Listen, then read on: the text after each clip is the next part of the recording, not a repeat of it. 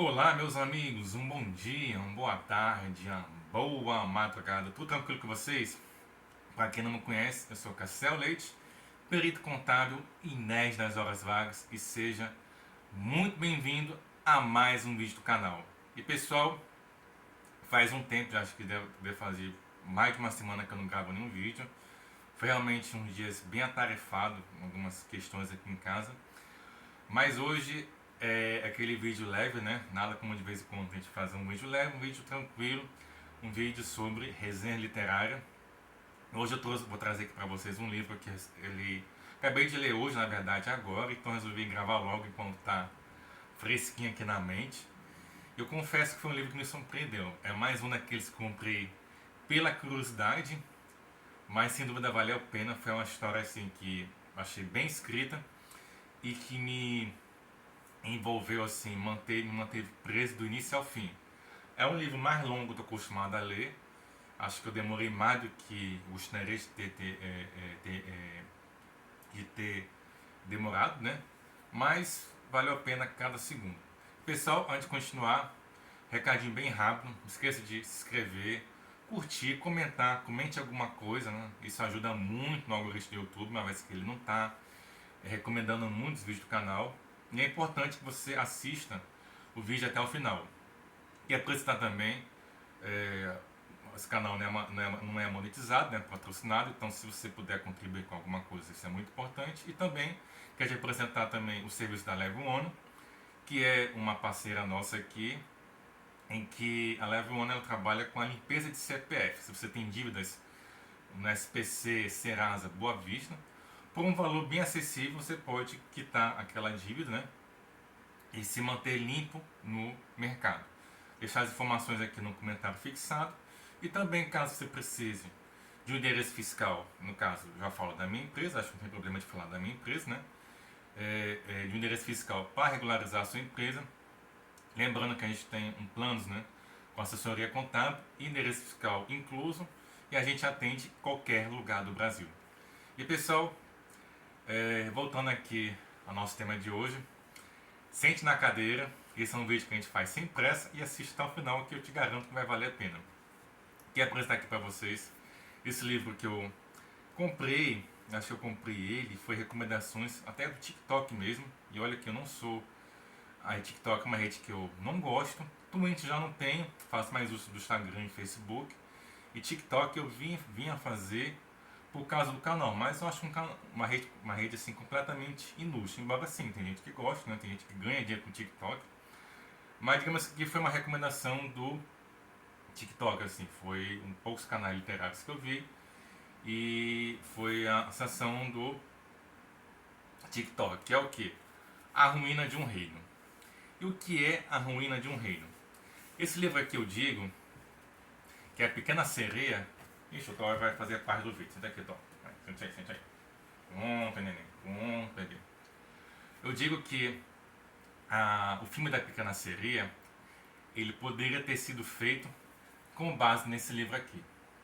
Esse livro me prendeu até o fim e de fato, conforme ele diz aqui, né, ele é uma releitura mais sombria da história clássica, né, A Pequena Sereia. Mas depois que eu li, eu fiquei imaginando algo assim, um terror, né? Mas não é bem um terror. Eu diria assim, que é uma história mais adulta, embora não tenha nenhuma cena assim de sexo, estupro, ou como a gente, Meu Saboroso Cadáver, né? Que tem assim uma cena mais descrições mais pesadas, não. É bem tranquilo. Ele de fato, ele é até uma história mais bem elaborada. Ele é até um calhamaço aqui de 550 páginas, 450 páginas mais ou menos, né? Mas ele é uma história bem elaborada. Eu acho que de repente até se tivesse feito um filme da Pequena Sereia com base nesse livro aqui, seria muito melhor. Ou até, quem sabe, uma minissérie, né? E a leitura, eu não conhecia essa autora, Alexandra Cristo, que ela é britânica, né? Eu não a conhecia, mas ela tem assim, um ritmo de escrita muito interessante. Aqui a história se baseia em dois personagens, a gente tem um príncipe príncipe Elien, que seria o príncipe Eric na história da Pequena Sereia, e a princesa Lyra, que seria a princesa Ariel da Pequena Sereia clássica, né? E basicamente a história ela fica intercalando entre a primeira pessoa da princesa Lyra, depois entre a primeira pessoa do príncipe Elien. Às vezes você, no mesmo capítulo, uma estrofe, um parágrafo, né? E começa a primeira pessoa do príncipe Elien falando, pensando, e às vezes em alguns outros capítulos é o tempo todo você acompanhando a primeira pessoa da princesa Lyra. E o que é que tem diferente desse livro para a história clássica da Pequena Sereia? Primeiro de tudo, esqueça o rei Tritão. Tem lá Ariel, as filhas, tem o rei Tritão, depois tem a bruxa do mar, que é a vilã. Esqueça essa parte. Na verdade, esqueça tudo da Pequena Sereia. Acho que a pouca semelhança que tem da Pequena Sereia para esse livro é a figura mesmo das sereias, figura dos reinos, e da rainha do mar, que no caso aqui a bruxa do mar, que ela é retratada como uma rainha do mar, e pronto. Não há mais nada, assim, qualquer semelhança entre a Pequena Sereia clássica, né, e esse livro aqui. Então, depois, quando eu concluí essa leitura aqui, eu até fiquei assim, uma releitura sombria da Pequena Sereia best-seller internacional. Mas são poucas semelhanças que você vê com a Pequena Sereia. Resumindo, falando da história em si, esse vídeo vai ter alguns spoilers, né? Mas não vou falar assim da história toda, porque essa história é realmente um pouquinho comprida, senão daria um vídeo muito longo, mais de 1 hora, então sei que vai ficar cansativo. Então vou falar da história de uma forma bem sintética, bem resumida. Vai ter alguns spoilers, mas acredito que não vai assim, atrapalhar em nada a sua experiência de leitura. As sereias aqui, elas são tratadas como um ser inferior, um ser gelatinoso sem forma. Enquanto a figura das sereias, como a conhecemos aqui, elas são retratadas como as ninfas do mar. O rei Tritão, aquele clássico, um tridente, sei o que, aqui não existe. Você tem a rainha do mar, que comparando é como se fosse a Úrsula de A Pequena Sereia. Um adentro, quando eu vi algumas críticas resenhas desse livro, o pessoal retratava o livro como uma história feminista. Eu discordo 100%, eu acho que de forma alguma que digamos assim, que a autora fez um livro com uma personagem, me fugiu o termo, uma personagem family fatal, onde ela é foda por ser foda, não existe esse tipo de personagem aqui. E nem os homens aqui também são retratados como idiotas. Então eu não vejo como um livro feminista de forma alguma. Claro, você vê sim a saída do rei Tritão e a rainha do mar toma seu lugar como a soberana do oceano. Mas nada disso é para mim uma forma de você tirar a importância do ser masculino na história, de forma alguma.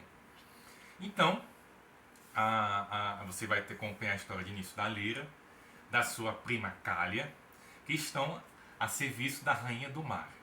A Rainha do Mar é a soberana do oceano e a governa com mãos de ferro. E a própria Lyra, ela tem um apelido que é chamada a Maldição dos Príncipes. A cada ano de aniversário, ela tem que trazer para a Rainha do Mar um coração de um príncipe. As ninfas, elas guardam os corações humanos como troféu, porque elas cantam, uma alusão, o canto da sereia. Os homens ficam enfeitiçados, homens e mulheres, né? As mulheres também ficam enfeitiçadas. E quando ainda está batendo, as ninfas com suas garras cravam no peito e arrancam seu coração. Então essa cena aqui é descrita assim no livro logo no começo, nos primeiros capítulos. Eu diria que talvez fosse a cena mais forte, né, que eu achei dessa leitura. Só que aí onde entra a figura do príncipe Elien. O príncipe Elien é um príncipe do reino mais poderoso da Terra, afinal são mais de 100 reinos, né? E o reino de Midas é o reino com, digamos, cada reino ele tem essa particularidade, ele fornece, né, algumas coisas, mas o reino de Midas é o reino com mais armamentos e mais poder de fogo e mais ouro, né? É o reino que tem mais ouro. Então, digamos que o Elian é o herdeiro do reino mais poderoso, que é o reino mais poderoso conhecido nesse plano, né? Nesse mundo fantasioso. Só que você percebe que logo de cara a princesa Lyra ela cria uma certa fixação pelo príncipe Elian. Assim que ela vê, ela cria uma certa fixação do príncipe Elian. E as sereias aqui, neste livro, elas são tratadas como seres inferiores, como seres gelatinosos, né? Assim, seres que não se parecem muito com humanos, mas elas têm uma certa, não vou dizer carência, mas também uma certa fixação pelos humanos, de ficar acompanhando pelas suas coisas, né? Então as sereias aqui são tratadas como peixes, metade peixes, com aparência humana, pele gelatinosa, que toda vez que vem um metal, elas cravam o metal pelo corpo, né? Então daí você tira assim como é que a autora imaginou, mentalizou as sereias neste plano desse livro, desse mundo fantasioso que ela criou. Então a Lyra ela cria uma certa fixação para esse príncipe Elian, né? No começo, logo nos primeiros capítulos, mostra ela também contando a história, como que são as ninfas, que as ninfas elas são governadas pela rainha do mar, que não existe assim uma ninfa do sexo masculino, no caso o masculino das ninfas seria os tritões, mas os tritões, que seria assim, digamos, a versão masculina das ninfas, são tratados como seres selvagens, seres com uma selvageria muito forte, e são tratados como comedores de carne. E é interessante assim, como é que ela descreve os tritões, né? Cauda de tubarão, dente de tubarão, músculos à mostra e uma ferocidade acima do normal. Pô, cara, vai descer? Desce. Então, essa parte de não haver ninfas do sexo masculino, digamos assim, achei interessante, como se o masculino de ninfa fosse uma outra espécie completamente diferente. Mas, uma certa vez, quando, digamos, a Lyra estava finalmente dando um bote, né, para pegar o príncipe Elian, uma sereia intervém, que essa sereia também tem uma fixação pelo príncipe Elian, e acaba atrapalhando aquele momento final em que a Lyra ia arrancar o coração do príncipe Elian. Ela intervém, não, esse é meu, esse é meu, esse é meu. E no ataque de fúria, ela acaba matando essa sereia. E claro, você vai ficar impune? Não. Passa alguns trechos, algumas histórias, algumas páginas, Lyra refletindo sobre aquilo, essa sereia atrapalhou minha caça, né? Até que ela nadando, a rainha do mar se depara com ela. Você me desobedeceu, você matou uma sereia, uma companheira sua do mar, para salvar um humano. Por quê? Porque a sereia ia acabar afogando Elian, né? Nesse ato, digamos que acidentalmente, ela acabou salvando Elian do afogamento. E ela tentou explicar que não, eu não salvei ele.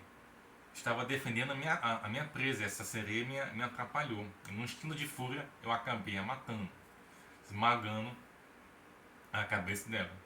Com punição, a rainha a transforma no ser mais desprezível de todos. Palavras da rainha: você agora será uma humana a caminhar pela terra. Você só poderá voltar a ser ninfa quando você me trouxer o coração do príncipe Elian. Então essa foi a punição da princesa Lyra por, digamos, não vou dizer ter se encantado até esse momento da história, não percebe ainda um encanto a princesa Lyra em cima do príncipe. Mas, digamos, por acidentalmente e sem autorização da rainha, ter arrancado o coração de um outro príncipe. Então, é interessante que quando ela transforma o humano, né, a descrição deste processo, né, é interessante, a babatona se abrindo, rasgando, e essas duas partes que se rasgam se transformam em pernas humanas, e em um instante ela não estava mais conseguindo respirar debaixo d'água, como estava se afogando, tinha que nadar até a superfície para não morrer afogado. Nesse mesmo exato momento, claro, mais à frente você percebe que a rainha já tinha planejado isso. O navio do príncipe Elian passa e acaba resgatando. Então, nesse momento que a princesa Lyra já está embarcada, né, no navio do príncipe Elian, aí você tem, digamos assim, se fosse para dividir aqui o livro, eu dividiria na parte 2. Você percebe a transformação, essa é a parte mais interessante achei desse livro, né? A transformação da princesa Lyra, da mudança de personalidade, e depois, posterior, a mudança de personalidade do príncipe Elian, que ele era um cara narcisista, ele era um cara orgulhoso, e para ele, todas as ninfas eram criaturas selvagens e mereciam morrer. E para a princesa Lyra, todos os humanos eram traiçoeiros e também mereciam morrer.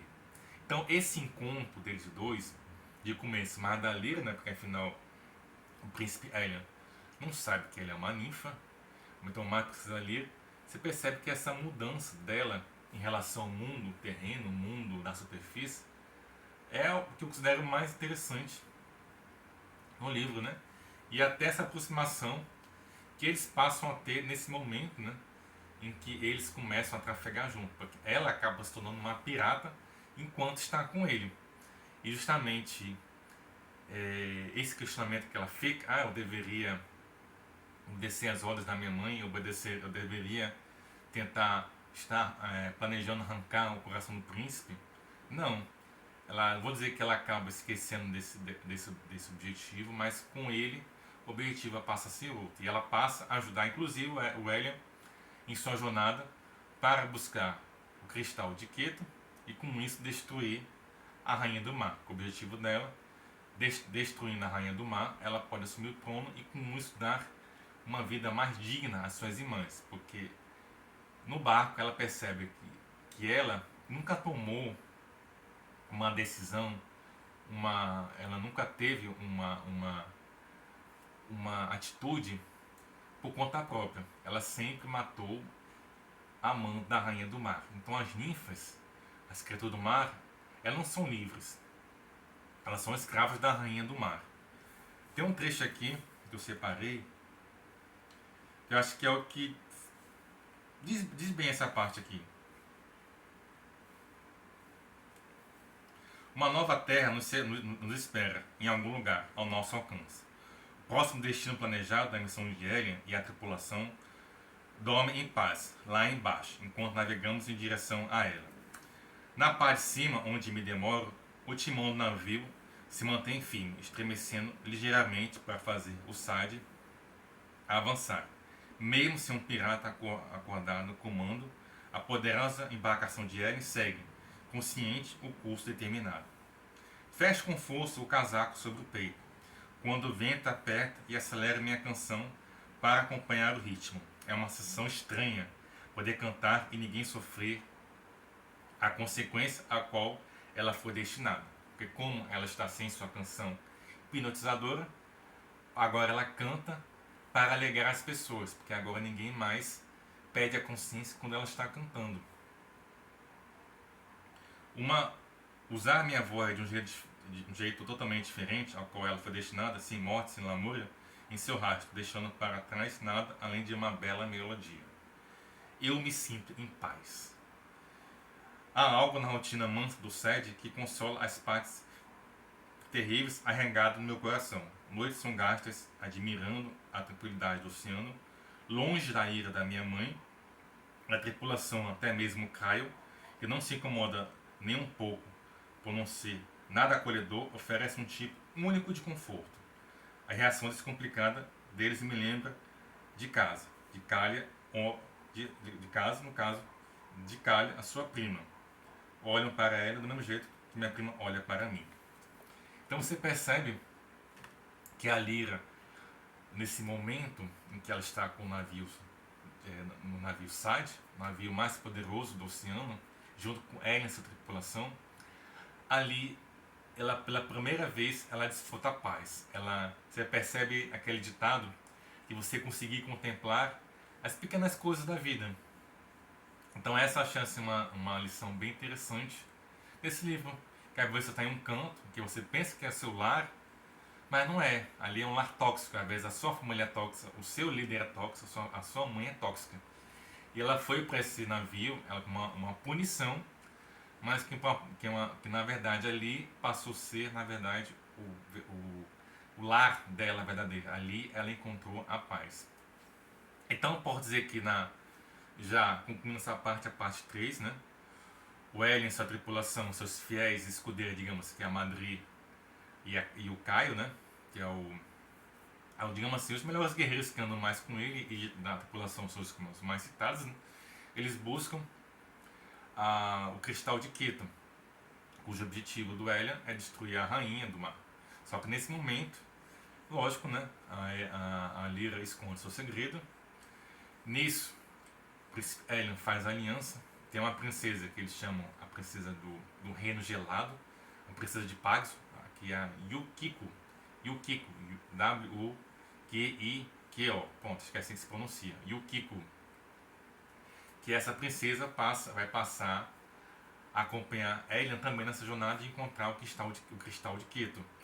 E aqui, claro, né, nesse meu tema tem algumas reviravoltas, alguns conflitos, alguns contratempos, digamos assim, de Elian e a Lyra, né? A Lyra é baleada quando vai tentar roubar o cristal. Se é nesse momento você já percebe o primeiro apego de fato que Elian tem com a Lyra, né? E essa aproximação deles dois no navio Side, esse romance, agora vai entrar para quem gosta da parte do romance, que vai surgindo entre eles, eu achei muito bacana, achei muito bonito, porque é algo natural, não é algo assim forçado, não é algo assim, ai, você entrou no meu navio, nossa, você é tão bonito, nossa, me apaixonei, vamos dormir junto, não. Tem toda uma construção, né, para que o príncipe Elian passe a se interessar por ela e a princesa Lyra também passe a se interessar por ele. Então, por fim, né, os dois eles chegam no seu objetivo, que é na Montanha Gelada, guiado pelo reino de Paxos, a princesa de Paxos. Inicialmente, como forma de barganha, o príncipe Hélio, né, tinha oferecido a própria mão para se casar com ela, porque a princesa Yukiko não era uma princesa destinada a ser rainha. E é interessante que no final ele muda esse contrato, digamos assim, oferece para ela uma outra barganha para ser rainha de um novo reino. E é interessante você ver a personalidade do príncipe Hélio, a personalidade da princesa de Paxos, a personalidade da princesa Lyra e o que eu digo, os fiéis escudeiros do príncipe Hélio, a Madri e o Caio, que é K-Y-E, acho que é Caio que se pronuncia. E quando, nesse momento, exato momento, em que ela pega o cristal, a princesa de Paxos, né, já descobre a farsa de Lyra, né, e que a Lyra é, na verdade, uma ninfa. E quando a Lyra pega esse cristal de Keto e se revela para ela, né, que ela é uma ninfa, né, tem até um pequeno embate entre a princesa de Paxos e a Lyra com espada. É muito interessante também esses embates, como é que é descrito no livro. Você percebe que a personagem do príncipe Hélio tinha mudado completamente. Ele não sente mais tanto esse desprezo pelas ninfas, né? Não sente mais tanta essa vontade de matar ninfas, que afinal ele era conhecido como caçador de ninfas, e a princesa Lyra como a maldição dos príncipes, pela quantidade de príncipes que ela já havia matado. Então você percebe já nesse exato momento a mudança de personagem dos dois. Nesse momento, a princesa Lyra não quer mais qualquer guerra com os humanos, ela quer destronar a rainha do mar, que escraviza suas irmãs, e trazer paz para o reino. Nesse momento, quando surge a rainha do mar, arrebentando as rochas, seus tentáculos saindo, imponente como o próprio demônio do mar, exigindo que Lyra dê a ela o cristal, o olho de Paxos, e ela se recusa, dizendo que não, seu reinado acabou. você deixará minhas irmãs em paz, o reino dos humanos em paz, e eu vou te destronar. Nesse momento, começa a batalha entre as duas. São pelo menos uns 3 ou 4 capítulos só desse desenrolar, né? Não, acho que é mais pelo menos uns 5 capítulos só desse desenrolar. Quando chega lá na Montanha Gelada, quando a outra princesa descobre que Lyra é uma ninfa, quando a Lyra se transforma em ninfa novamente na frente do príncipe Helion, e essa batalha contra a rainha. Então aí são 5 ou 6 capítulos só nesse desenrolar. É interessante como é tratado, como a Lyra passa a dominar o poder do cristal, lançando raios, recebendo os raios. É muito bacana, é batalha estilo Senhor dos Anéis pra cima. Claro, para resumir, a Rainha do Mar acaba sendo derrotada pela Princesa Lyra, afinal o bem precisa vencer. Seria frustrante se no final, depois disso tudo, a Rainha do Mar matasse a Lyra, o Príncipe Helion e ficasse com a outra parte do cristal para ter o tridente completo, né? Afinal são as duas, cada cristal representa um olho da deusa do mar. E após a Rainha do Mar ser finalmente destronada, a Princesa Lyra assume agora o papel de a Rainha do Mar. Nesse momento surge então um novo reino, né? Talvez uma alusão ao reino de Atlântida, talvez. Aqui ele é tratado como o mar de Dávalos, né? E esse novo reino é um novo reino aberto aos humanos. Ele passa a ser um novo reino em que os humanos passam a visitar e a traçar relações comerciais com esse reino. E a história termina com a Lyra se transformando novamente em humano, né? Agora ela tem o poder do cristal, ela é a nova rainha do mar. Então ela tem aquela forma de crack, mas ela pode se transformar em humano na hora que quiser. E os dois juntos, mergulhando no novo reino de Dávalos. E esse pessoal foi A Ruína de um Reino. Um livro sem dúvida nota 10. Talvez eu tenha demorado a ler mais do tempo que seria necessário, né? Talvez pela falta de tempo mesmo.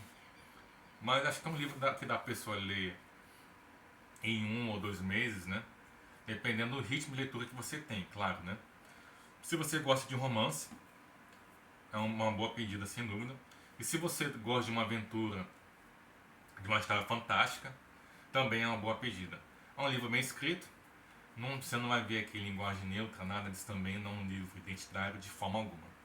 Pessoal, esse foi o vídeo de hoje. Deixa nos comentários o que é que você achou, se você já leu ou irá ler A Ruína de um Reino. Se você também gosta, digamos assim, de um livro com uma personagem feminina forte, então sem dúvida, esse também aqui é a sua pedida, porque aqui tem várias personagens femininas fortes. E lógico, né? É aquilo que a gente fala, né? O fato de ter uma personagem feminina forte não significa que os personagens masculinos da história precisam ser todos idiotas. Entendeu? Essa é a grande questão que vem pecando nas produções cinematográficas e literárias também, né? Hoje em dia.